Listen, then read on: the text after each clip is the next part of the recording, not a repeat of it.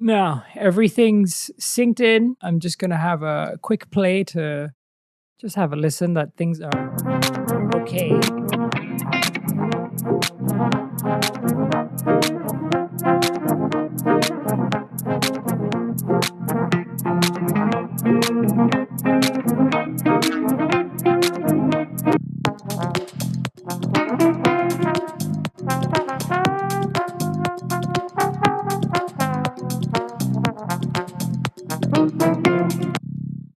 Okay, nice. So everything has lined up exactly how I've wanted it to be. So I've just translated all the audio from here. Everything is well synced.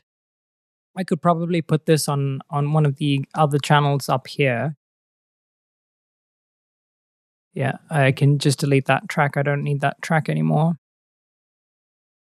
And we'll just color them the same track color. There we go. And probably this as well. Could lift this up here.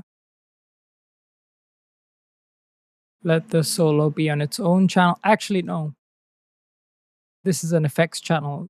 So it sounds slightly different from the other versions of the trombone. There's the trombone player is using some effects on her. That's clean. And this is with the effects. So I'll keep them on separate channels actually. So I would need to do that here. So I'm going to duplicate this channel and I'm going to delete that and keep that there. Delete all of those.